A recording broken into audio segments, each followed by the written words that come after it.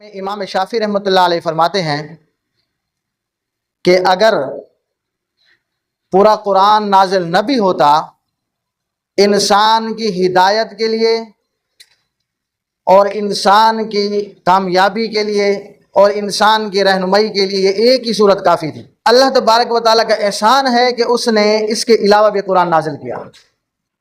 ایک صحابی رسول صلی اللہ علیہ وسلم آئے، انہوں نے سورۃ زلزال سیکھی، اذا زلزلت الارض زلزالہا، اور پھر وہ سیکھ کر جانے لگے۔ کچھ صحابہ نے پوچھا کہ کہاں جا رہے ہو؟ کہا کہ میں گھر واپس جا رہا ہوں۔ کہا کہ آپ دین نہیں سیکھو گے، قرآن نہیں سیکھو گے؟ کہا کہ میں نے قرآن سیکھ لیا، دین سیکھ لیا۔ فرمایا کہ کیا سیکھا؟ کہا کہ میں نے سورۃ زلزال سیکھی، اذا زلزلت الارض زلزالہا۔ کہا کہ اللہ کے بندے یہ تو ایک صورت ہے، اس کے علاوہ بھی قرآن ہے۔ اس نے کہا کہ اس کے علاوہ بھی قرآن ہے؟ حیران ہو گیا کہ انسان کی ہدایت کے لیے، انسان کی رہنمائی کے لیے ایک صورت ہی کافی ہے۔ انسان کی رہنمائی کے لیے ایک صورت ہی کافی ہے۔ یہ تو اللہ تبارک و تعالیٰ کا احسان ہے، انعام ہے کہ اس نے 30 پارے ہمارے لیے قرآن کے نازل فرمائے، اور ان کے اندر پوری زندگی کی تفصیلی احکامات کا بیان ہوا۔ اور اللہ تبارک و تعالیٰ نے انسان کی کامیابی کے لیے 1,24,000 انبیاء کا سلسلہ جاری کیا، اور محمد رسول اللہ صلی اللہ علیہ وسلم کے اوپر یہ سلسلہ ختم ہوا۔ اور اس صورت کے اندر اللہ تبارک و تعالیٰ قسم اٹھاتے ہیں وقت کی۔ دیکھو ہمارے ہاں رواج ہے کہ اگر کسی آدمی کے اوپر کوئی الزام آ جائے، کوئی بات آ جائے، کوئی فیصلے کے اندر کوئی ایسی بات آ جائے جس کے اوپر اس کو ہم کہتے ہیں کہ قسم اٹھاؤ۔ وہ قرآن کی قسم کبھی اٹھاتا ہے، کبھی اللہ کی قسم اٹھاتا ہے، کبھی اپنے اور طریقے سے جو بھی ان کے رسم رواج ہیں وہ اس کے مطابق قسمیں اٹھاتے ہیں، اپنے آپ کو یعنی قسم اٹھا کر پاک کرتا ہے، اس بات کی دلیل دیتا ہے، ثبوت دیتا ہے کہ میرا قصور اس میں نہیں ہے۔ تو ہم قسم کو اہمیت دیتے ہیں کہ نہیں دیتے؟ قرآن کو اہمیت دیتے ہیں کہ اس نے قرآن اٹھایا ہے، اب وہ جھوٹا بھی ہے لیکن ہم اس کو کچھ نہیں کہیں گے، اس لیے کہ اس نے قسم اٹھا لی ہے۔ اور اگر اللہ کی قسم کو اٹھا لیتا ہے تو ہم کہتے ہیں کہ اس نے اللہ کا نام لیا ہے، اب اس کو چھوڑ دو، تو ہم اس کا اعتبار کر لیتے ہیں۔ اللہ تبارک و تعالی نے جب سے قرآن نازل ہوا یا اس سے پہلے کے زمانے سے لے کر قیامت تک کے آنے والے وقت کی، سارے وقت کی اللہ نے قسم اٹھائی ہے کہ والعصر، کہ مجھے وقت کی قسم، مجھے زمانے کی قسم۔ یعنی یوں بھی ہو سکتا ہے جو زمانہ گزر گیا، جو زمانہ موجود ہے، جو زمانہ آنے والا ہے، سارے زمانے کی اللہ نے قسم اٹھائی کہ میں اللہ تمہیں قسم اٹھا کے کہتا ہوں کہ ان الانسان لفی خسر، کہ سارے کے سارے انسان خسارے میں ہیں۔ سارے کے سارے انسان، توجہ اس طرف رکھیں، سارے کے سارے انسان، بولیں سارے کے سارے انسان خسارے میں ہیں۔ یا اللہ سب خسارے میں ہیں؟ بولا ہاں، کافر بھی خسارے میں، کلمہ پڑھنے والے بھی خسارے میں، مسلمان بھی خسارے میں۔ اللہ پھر کامیاب کون ہے؟ اللہ نے فرمایا کہ کامیاب وہ لوگ ہیں الا الذین آمنوا، جو ایمان لے کے آئے۔ پہلے انسانیت کو خسارے میں کہا کہ سب انسان خسارے میں ہیں، پھر 2 حصے کر دیے کافر و مومن کے، الا الذین آمنوا، جو ایمان لے کر آئے وہ کامیاب ہیں، جو ایمان لے کر آئے وہ علیحدہ کر دیا، مسلمانوں کو علیحدہ کر دیا۔ اب آپ اور ہم سب ایمان والے بیٹھے ہیں، کون بیٹھے ہیں؟ ہم سب پڑھتے ہیں لا الہ الا اللہ محمد الرسول اللہ، یہ کلمہ پڑھ کر ہم اللہ پہ ایمان لے آتے ہیں۔ رسول اللہ کی ختم نبوت میں ہمارا ایمان ہے کہ ہم نے اپنے ایمان کا ثبوت دیا کلمہ پڑھ کر، ہم نے نماز پڑھ کے اپنے ایمان کا ثبوت دیا کہ ہم مسلمان ہیں، اللہ کو ایک ماننے والے ہیں، رسول اللہ کو امام الانبیاء اور خاتم النبیین ماننے والے ہیں، ان کو ہم اپنا نبی مانتے ہیں اور ان کی اتباع میں چلنے کی کوشش کرتے ہیں، ہم ایمان والے ہیں۔ اللہ رب العالمین نے فرمایا، قرآن کے اندر بھی آتا ہے نا، کچھ لوگوں نے آ کے دعویٰ کیا رسول اللہ صلی اللہ علیہ وسلم کے سامنے کہ ہم تو ایمان والے مومن ہیں۔ اللہ کے رسول کے اوپر وہی نازل ہوئی کہ ان کو بتاؤ کہ تم مسلمان ہو، خالی ابھی مومن نہیں ہوئے، مومن ہونے کی شرائط ہیں۔ یہاں بھی مومنین کا ذکر ہے کہ ایمان والے مومن، یا اللہ ہم تو مسلمان ہیں، ایمان والے ہیں۔ فرمایا پھر اس کے ساتھ ایک شرط اور ہے، جو وہ کرے گا تو پھر کامیاب ہوگا۔ اب ایمان والوں کے 2 حصے ہو گئے، قرآن کے اندر آتا ہے نا، وجوہ یومئذ مسفرہ وجوہ یومئذ علیہا غبرہ ترہقھا قترہ، قیامت کے دن کچھ چہرے ایسے ہوں گے جو روشن ہوں گے، کچھ چہرے ایسے ہوں گے جو کالے سیاہ ہو جائیں گے، گرد و غبار والے ہو جائیں گے۔ تو اولئک ھم الکفرۃ الفجرہ، یہ فاجر کافر نہیں ہے، یہ فاجر وہ ہے جو اللہ کو مان کر بھی اللہ کی نہیں مانتا۔ تو اس لیے پھر فرمایا کہ ایمان والوں میں تقسیم ہو گئی۔ آمنو میں پہلے سب مسلمان آگے، وعملوا الصالحات، دوسری شرط کیا ہے؟ پڑھے وعملوا الصالحات، اب یہ شرط لگا دی کہ ایمان کا ہونا بھی شرط ہے، نیک عمل کا ہونا بھی شرط ہے. اور دوسری جگہ آتا ہے ان الذین آمنوا وعملوا الصالحات سیجعل لهم الرحمن ودا، جو ایمان لے آئے اور نیک عمل صالح کرے، اللہ فرماتے ہیں کہ پوری دنیا کے انسانوں کے دلوں کے اندر، درندوں کے اندر، پرندوں کے اندر، ہر جانور کے اندر میں اس انسان کی محبت کو پیدا کر دوں گا. جو ایمان لے کے آئے، نیک عمل کرے، تو سب کے دلوں کے اندر میں کیا کر دوں گا؟ محبت کو پیدا کر دوں گا. آج جو میری عزت نہیں ہوتی، آپ کی عزت نہیں ہوتی، اولاد نافرمان ہوتی ہے، اس کا سب سے بڑا سبب یہ ہے کہ ہم بد عمل ہیں. ہم بد عمل ہیں. ایک آدمی اپنی بھینس کا یا گائے کا دودھ نکالنے کے لیے بیٹھا، اس نے اس کے نیچے برتن رکھا، تو جب دودھ نکالنا شروع کیا تو گائے یا بھینس نے ٹانگ ماری اور بالٹی دودھ والی ادھر جا کے گری. اب وہ اس نے اپنی بھینس کو یا گائے کو مارنا شروع نہیں کیا، وہ آسمان کی طرف دیکھ کر کہنے لگا آج کون سی نافرمانی ہو گئی ہے، آج کون سی نافرمانی مجھ سے تیری ہو گئی ہے جس کی وجہ سے یہ جانور میرا نافرمان ہوا. دیکھو نا، ایمان والے آدمی کو سمجھ آ جاتی ہے کہ میرے ساتھ جو ہو رہا ہے یہ ادھر سے ہو رہا ہے، میرے اندر کوئی کوتاہی ہوئی ہے جس کی وجہ سے یہ میرے ساتھ ہو رہا ہے. آج لوگ کہتے ہیں کہ بھینسیں دودھ نہیں دیتی، ہم اسباب کو ڈھونڈتے ہیں، پھر ہم کہتے ہیں جی چارہ وہ نہیں ہے، وہ کھانا وہ نہیں ہے، وہ چیزیں وہ نہیں ہے، پھر جو ہے نا انجیکشن لگاتے ہیں، دودھ نکالتے ہیں.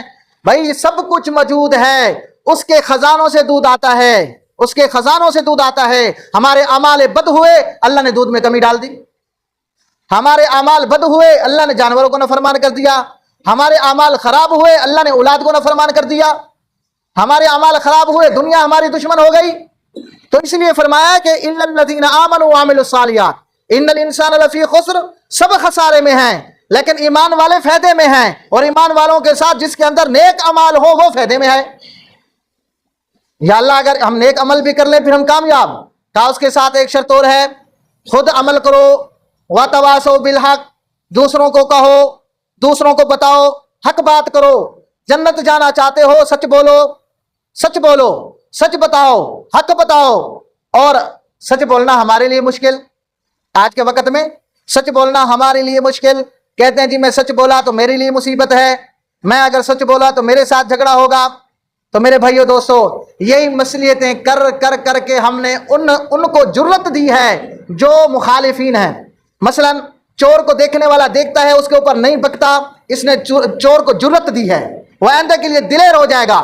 یہ ڈر گیا، اس نے کہا کہ بابا اگر میں اس کے اوپر بکوں گا یہ میرے ساتھ لڑائی کرے گا، یہ میرے ساتھ جھگڑا کرے گا، یہ کہے گا تیرا کیا واسطہ ہے. یہ باتیں سوچ سوچ کر ہم نے ان کو جرت دی ہے. وہ دلیر ہو گئے، جو حق والے تھے وہ بزدل ہو گئے، اور جو نہ حق پہ تھے وہ کیا ہو گئے؟ دلیر ہو گئے. آج بتاؤ ڈاکو دھڑیل چور دلیر ہے کہ نہیں ہے؟ اور ہم جو ہیں شریف لوگ جو اپنے آپ کو کہتے ہیں ہم کسی کی چوری کرے نہ بولے، ہم کیا ہو گئے؟ بزدل ہو گئے. حالانکہ ایمان والا تو بزدل ہوتا ہی نہیں ہے، جو اللہ سے ڈرتا ہے وہ کسی سے ڈرتا ہی نہیں ہے. تو اس کا مطلب ہے کہ پھر میں دنیا سے ڈرتا ہوں، اللہ سے نہیں ڈرتا. میں چور سے ڈرتا ہوں، اللہ سے نہیں ڈرتا. میں ڈاکو سے ڈرتا ہوں، اللہ سے نہیں ڈرتا. میں دنیا کے اپنے گاؤں کے لوگوں سے ڈرتا ہوں، اللہ سے نہیں ڈرتا. میں اپنے وڈیرے سے ڈرتا ہوں، اللہ سے نہیں ڈرتا. اس لیے میں حق نہیں کہہ پاتا. تو اللہ نے کہا تم اگر کامیاب ہونا چاہتے ہو، جنت میں جانا چاہتے ہو، خسارے سے بچنا چاہتے ہو، میں اللہ قسم اٹھا کے کہتا ہوں تم خسارے میں چلے جاؤ گے. ہاں اگر کامیابی چاہیے، ایمان لے کے آؤ، عمل نیک سارے کرو، وتواصوا بالحق، حق نہیں کہتے تو پھر بھی جنت میں جانا مشکل ہے، پھر بھی اللہ کی رضا مشکل ہے. پھر آگے بتایا یا اللہ اگر ہم حق بات کہہ بھی دیں، دلیری کر بھی لیں، جرت کر بھی لیں، اگر ہمیں تکلیف پہنچ گئی تو پھر اللہ نے فرمایا اگر تمہیں تکلیف پہنچ جائے وتواصوا بالصبر، پھر صبر کرو، ان اللہ مع الصابرین، میں اللہ تمہارے ساتھ ہوں. تم صبر کرو گے میں اللہ تمہارے ساتھ ہوں. بتاؤ جس کے ساتھ اللہ ہو وہ کامیاب کے ناکام؟ بولو وہ کامیاب کے ناکام. دیکھو قرآن کے اندر آپ ایک جملہ عام پڑھتے ہیں، قل اللہم مالک الملک تؤتی الملک من تشاء وتعز من تشاء وتذل من تشاء. مالک الملک علیحدہ جملہ ہے، وتعز من تشاء وتذل من تشاء علیحدہ جملہ ہے. اب میں آپ کو مثال دینے لگا ہوں، توجہ کریں. حکومت کس کی؟ یزید کی. حکومت کس کی؟ بولو حکومت کس کی؟ اور کربلا میں شہید کون ہوا؟ حسین. کربلا میں شہید کون ہوا؟ حکومت. قل اللہم مالک الملک، ملک کس کو دے دیا اللہ نے؟ یزید کو. وتعز من تشاء وتذل من تشاء، عزت کس کو ملی؟ حسین کو. عزت کس کو ملی؟ ہاں، حکومت کے ساتھ عزت نہیں ہے، ملک کے مل جانے کے ساتھ عزت نہیں ہے. اگر تم حق بات کر دو گے تمہیں تکلیف پہنچ گئی بھی صحیح اور تم صبر کر لو گے، اللہ تمہارے ساتھ ہے، اور جس کے ساتھ اللہ ہو اس کے دشمن کے ساتھ بھی پھر اللہ خود بدلہ لیتا ہے۔ صدیق اکبر رضی اللہ عنہ کو ایک آدمی باتیں کر رہا تھا، رسول اللہ صلی اللہ علیہ وسلم دیکھ کر ہنس رہے تھے، تو صدیق اکبر جواب نہیں دے رہے تھے، مفہوم ہے بات کا۔ جب وہ انہوں نے کہا کہ رسول اللہ دیکھ کر ہنس رہے ہیں، شاید میں کمزوری کا مظاہرہ کر رہا ہوں، تو انہوں نے جواب دیا، رسول اللہ بھی چل پڑے۔ تو حضرت صدیق اکبر پیچھے چلے کہ اللہ کے رسول پہلے کھڑے تھے، جب میں بولا چلے گئے، تو جب جا کے کہا اللہ کے رسول جب میں خاموش تھا آپ ہنس رہے تھے، جب میں بولا آپ چلے گئے۔ کہا کہ جب وہ تم سے باتیں کر رہا تھا، تمہیں اونچ نیچ بول رہا تھا، تم خاموش ہو کر سن رہے تھے، اللہ نے فرشتے بھیجے تھے تمہاری طرف سے، وہ فرشتے اس کو جواب دے رہے تھے، میں ان فرشتوں کو دیکھ کر ہنس رہا تھا۔ جب تم خود میدان میں آئے، اللہ نے کہا فرشتوں واپس آ جاؤ، صدیق خود میدان میں آیا ہے، اب یہ جانے اس کا دشمن جانے۔ جب فرشتے چلے گئے، میں محمد بھی چلا گیا۔ جب تم لوگ اللہ کو ساتھ لے لو گے تو پھر اللہ خود میدان میں آئیں گے، اللہ خود میدان میں آئیں گے۔ بتاؤ جب عبد المطلب کے اونٹ ابرہ نے چرائے، عبد المطلب کے اونٹ جب ابرہ نے چرائے، عبد المطلب جب وہاں پہنچ گیا ابرہ کے پاس کہ میرے اونٹ دے دو، اس نے کہا یار میں نے تو تمہیں معتبر آدمی سمجھا تھا، بڑا سمجھ کر میں نے تمہارے اونٹ اٹھائے تھے کہ تم آ کر مجھ سے مذاکرات کرو گے، باتیں کرو گے۔ اس نے کہا بھائی تم نے میرے اونٹ اٹھایا، مجھے واپس کر دو، میں اپنا اونٹ لینے آیا ہوں، باقی میرا واسطہ نہیں ہے۔ کہا میں بیت اللہ گرانے آیا ہوں۔ انہوں نے کہا جا کے گراؤ، جس کا گھر ہے وہ جانے تو جان، جس کا گھر ہے وہ جانے تو جان، میرے اونٹ ہے مجھے دے دو۔ جب انسان سارے ہٹ گئے میدان میں، پھر خود اللہ آیا اور اللہ نے کہا الم تر کیف فعل ربک باصحاب الفیل۔ پھر اللہ تبارک و تعالیٰ نے ابابیل سے کام لے کر بیت اللہ کی حفاظت کی کہ نہیں کی؟ جب تم میدان میں اللہ کو لے آؤ گے پھر اللہ تمہاری مدد کرے گا، پھر تمہارے دشمن کے ساتھ اللہ لڑے گا، پھر تمہیں لڑنے کی ضرورت نہیں ہے۔ لیکن اس کے لیے ہمیں ایمان والا بننا پڑے گا، اس کے لیے ایمان والا بننا پڑے گا، ایمان اپنے اندر مضبوط کرنا پڑے گا، عمل نیک کرنا پڑے گا، اور حق بات بولنی پڑے گی، اور صبر پہ عمل کرنا پڑے گا، پھر اللہ تمہارے ساتھ ہے۔ اور اللہ کہتا ہے یہ مومن کامیاب ہے اور یہ جنت کا مستحق ہے، یہ میری رضا کا مستحق ہے، ورنہ ان الانسان لفی خسر، سب خسارے میں، ورنہ سب خسارے میں ہے۔ اب بتاؤ خسارے میں جانا ہے کہ کامیاب ہونا ہے؟ بولو۔ پھر یہ 4 صفات ہمارے اندر ہونی چاہیے کہ نہیں ہونی چاہیے؟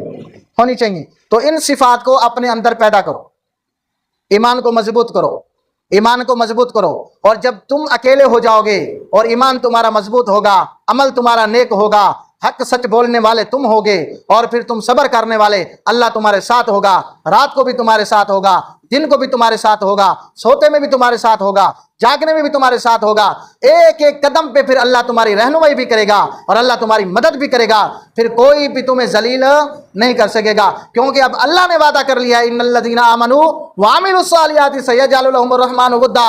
نیک عمل کرنا تمہارا کام ہے، لوگوں کے دلوں کے اندر محبت ڈالنا اللہ کا کام ہے۔